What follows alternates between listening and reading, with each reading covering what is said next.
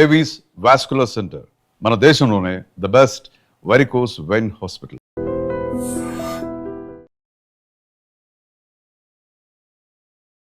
నమస్తే, welcome back to IT media. నేను మీ ఛాన్సీ. ప్రస్తుతం మనతో ఉన్నారు వంటింటి చిట్కాలకు కేర్ ఆఫ్ అడ్రస్ అయిన మధుసూదన్ శర్మ గారు. మరి మన ఆయుర్వేదం ప్రోగ్రామ్ లో ఈరోజు ఒక మంచి టాపిక్ తెలుసుకుందాం.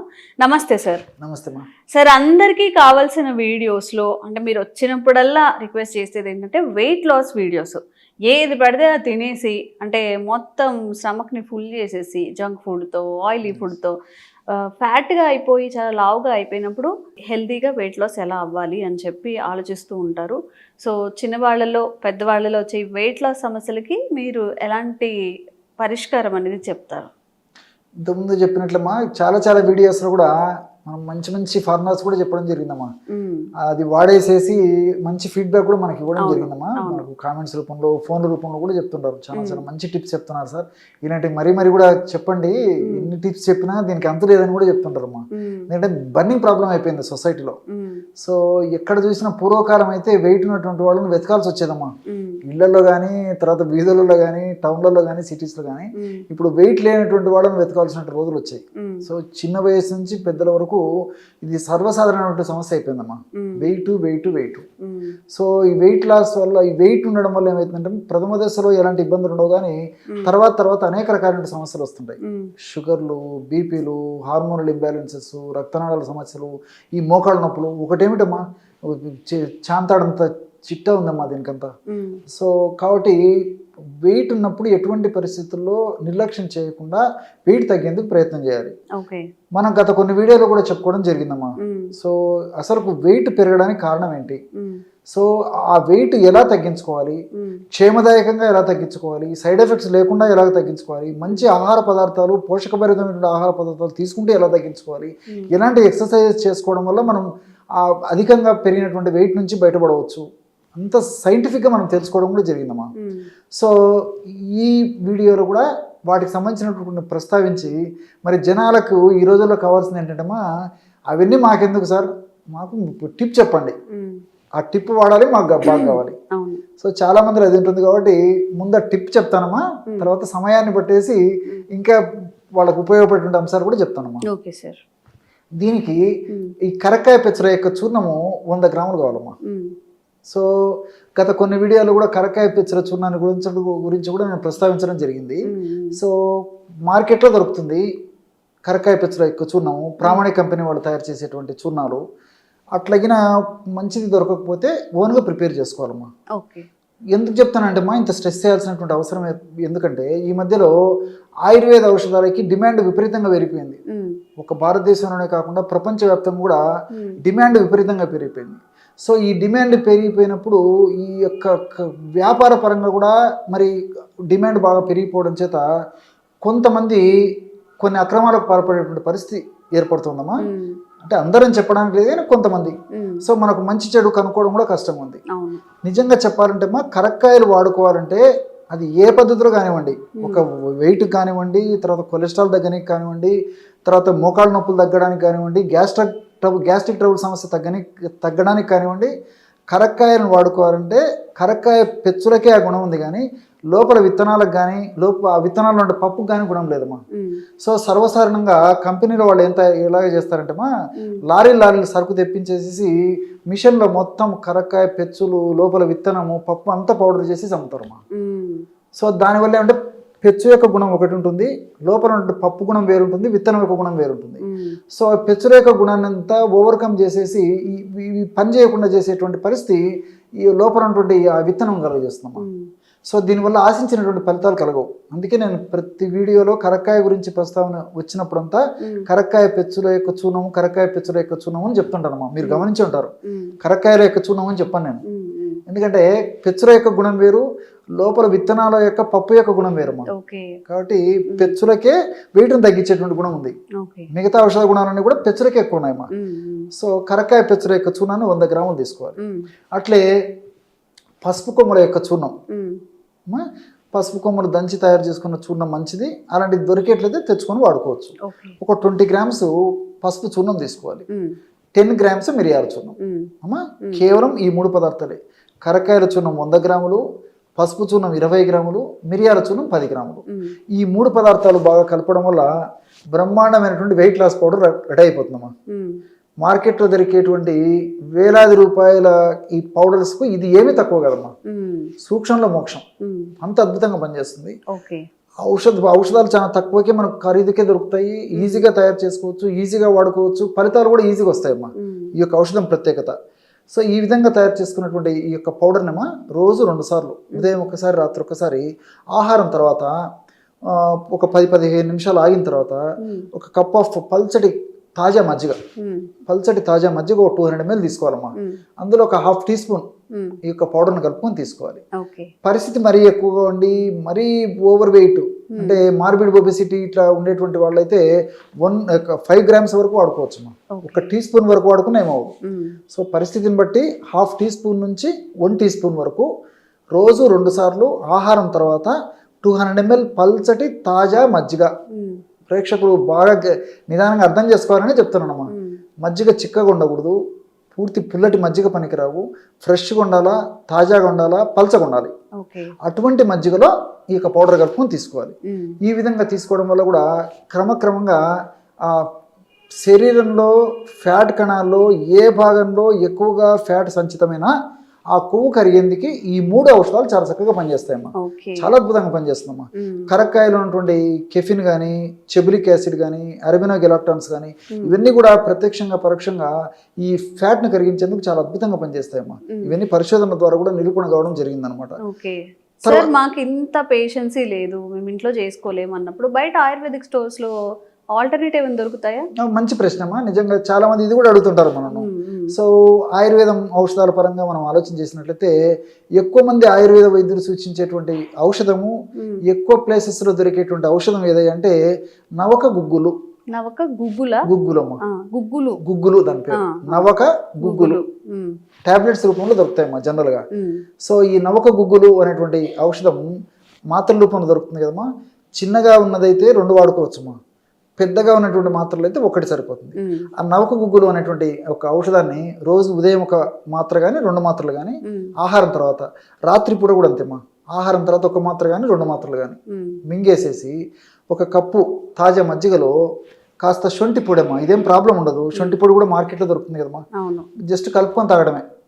సో ఆ విధంగా తీసుకోవడం వల్ల కూడా ఇప్పుడు నేను చెప్పినటువంటి ఈ కరకాయ, పసుపు, మిరియాలు కలిపి మనం ఔషధంగా తయారు చేసుకున్న వాడు కూడా ఎంత ప్రయోజనం చేకూరుతుందో అంత అద్భుతంగా అది కూడా పనిచేస్తుందమ్మా.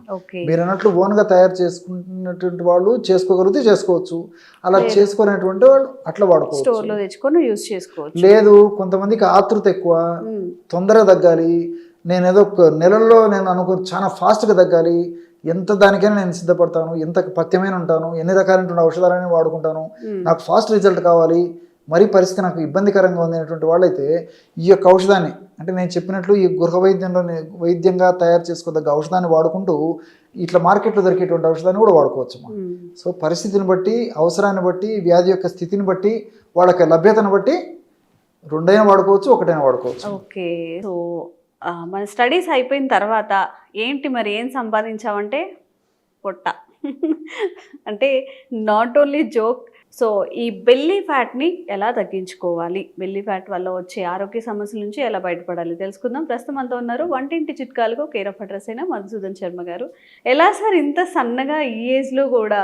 ఇప్పుడు జనరల్గా ఎవరిని చూసినా కానీ ఇంత బాణ పొట్టలు వేసుకొని తిరుగుతూ ఉంటారు. ఈవెన్ మేల్ కూడా, మేల్లో కూడా చాలా ఎక్కువ అవుతుంది ఇప్పుడు, చాలా స్టమక్ ఎక్కువగా ఉండడం అనేది.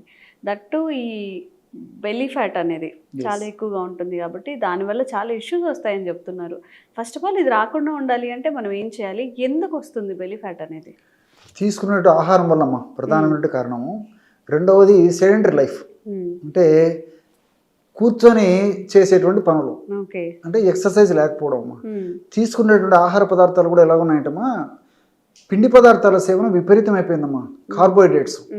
సో కార్బోహైడ్రేట్స్ ఎక్కువ సేవించడం వల్ల దీనివల్ల ఏం జరుగుతుందంటమ్మా, ముఖ్యంగా చిన్న వయసు వాళ్ళలో, మగవాళ్ళలో, ఆడవాళ్ళలో కూడా ఈ ప్రాబ్లం ఉంటుంది. మగవాళ్ళలో ఈ పొట్ట భాగంలో కొవ్వు కణాల్లో కొవ్వు విపరీతంగా సంచితం కావడం మొదలవుతుందమ్మా. Accumulation of the fat in the fat cells in the stomach, అంటే పొట్ట భాగం అని చెప్పుకోవచ్చు. సో వీళ్ళకి సహజంగా ఏం జరుగుతుంటామో చెప్తున్నా, ఈ పిండి పదార్థాలన్నీ కొవ్వు కింద మారిపోయేసేసి ఆ కొవ్వు కణాల్లో కొవ్వు నిల్వ ఉంటుంది. ఇంతింతై ఒటిడింత అని చెప్పేసి కొద్దిగా అయిపోతుంది, ఇంకా కొద్దిగా అయిపోతుంది, మోయలేనంత బరువు అయిపోతుంది. అసలు ఆయాస పడుతుంటారు అనమాట 2 అడుగులు వేయాలన్న ఇంత భారం పుట్ట.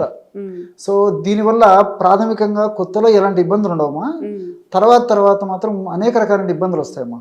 అంటే అనేక వ్యాధులకి ఇది పుట్ట బేస్ అయిపోతుంది. ఇప్పుడు ఏంటి సార్, మన ఫ్లెష్ పెరిగినట్ట, లేకపోతే ఫ్యాట్ చేరినట్ట, లేకపోతే ఏమైనా పేగులు ఉబ్బినట్ట, ఏంటి అంత పెద్దగా ఉండే పొట్టలో ఏముంటాయి అసలు? అంతే చెప్తే కదమ్మా, ఏముండవమ్మా, కొవ్వు కణాల్లో కొవ్వు ఉంటుందమ్మా, ఫ్యాట్ అంతే, మొత్తం ఫ్యాట్. అదంతా ఏదైతే ఉబ్బతంగా మనకు కనిపించిందో టమ్మీ ఫ్యాట్ అని చెప్పేది అంతా ఫ్యాటేమా.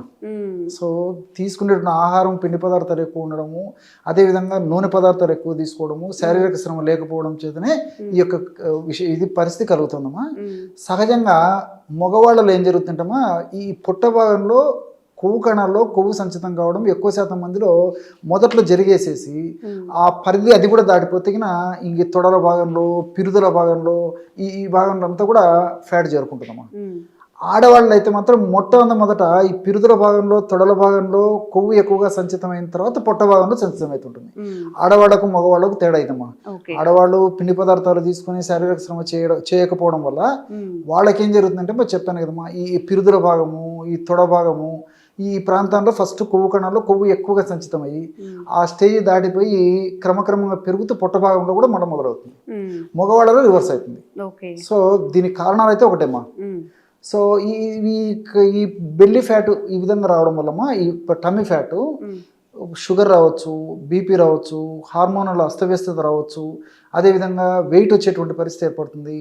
అట్లే ఈ మోకాళ్ళ నొప్పులు రావచ్చు.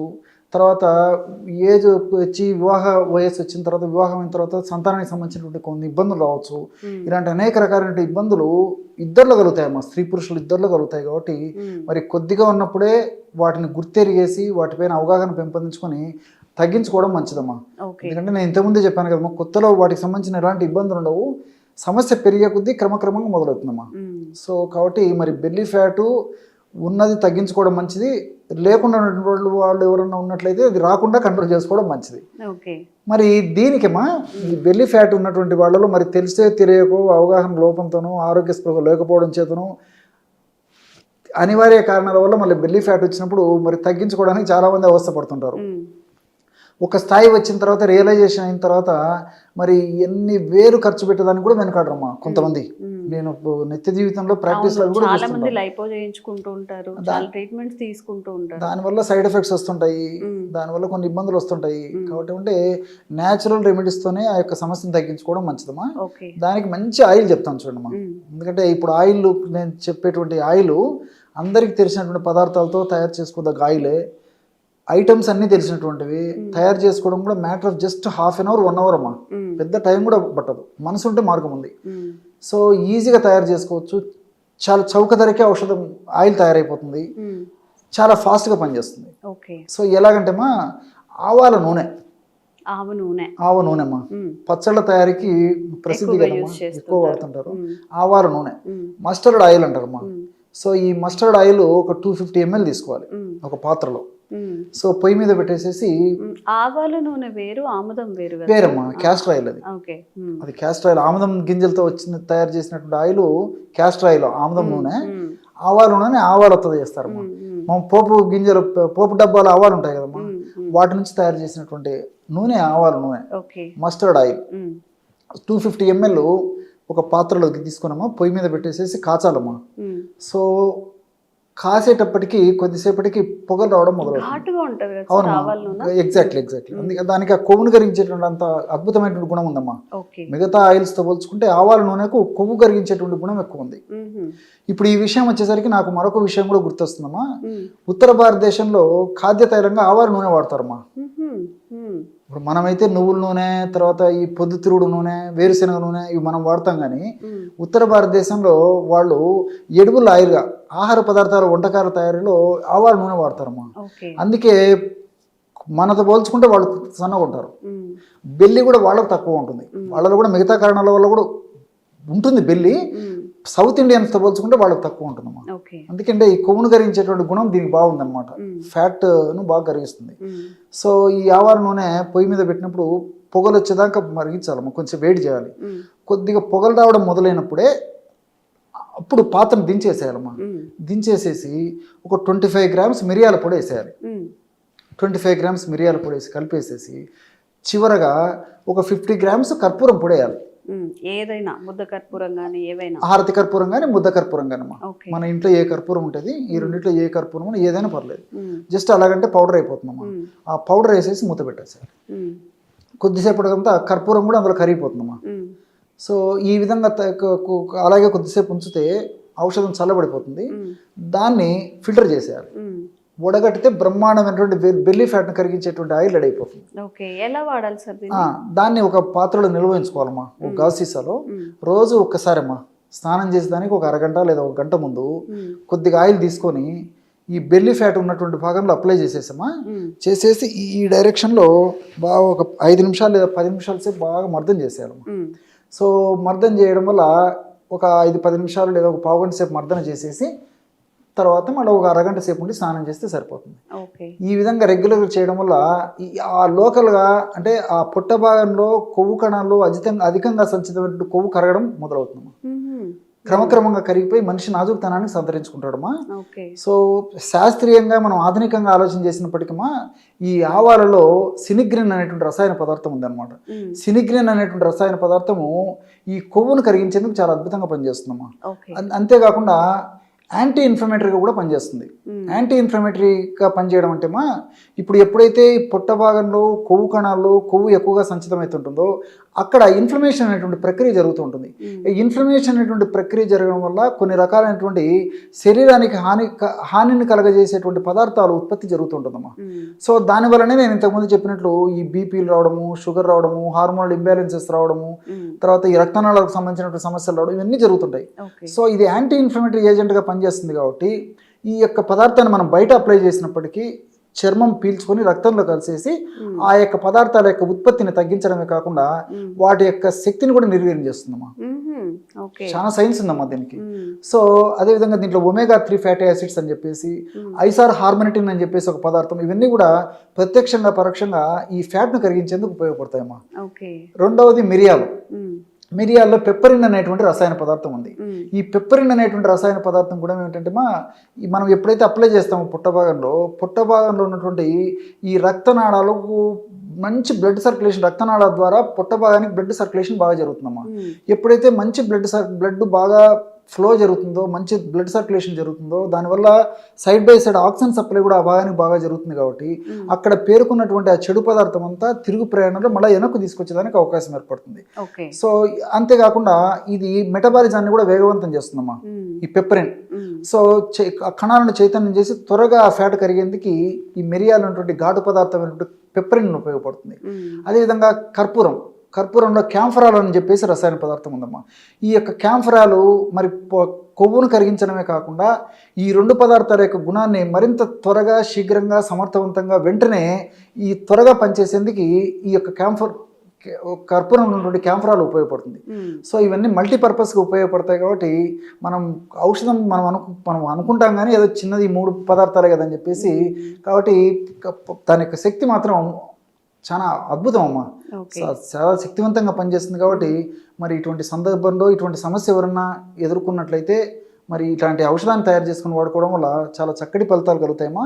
దీనితో పాటు మరి ఆసనాలు కూడా వేయడం మంచిదమ్మా, ఇంకా త్వరగా కంట్రోల్ అయిపోతుంది. ఆసనాలు కూడా మరి ఈ రోజుల్లో శాస్త్ర సాంకేతిక పరిజ్ఞానం బాగా పెరిగిపోయింది. కాబట్టి మరి మనం గూగుల్ సెర్చ్లో ఏకపాద ఆసనం, ఏకపాద ఉత్థాన పాదాసనం, నౌకాసనం, ఇలాంటి ఆసనాలు 3 ఆసనాలమ్మా. ఈ 3 ఆసనాలు వీలైతే 3 ఆసనాలు చేయొచ్చు. ఈ 3 ఆసనాలు వీలు కాకపోతే కనీసం 1-2 చేసినా సరిపోతుంది.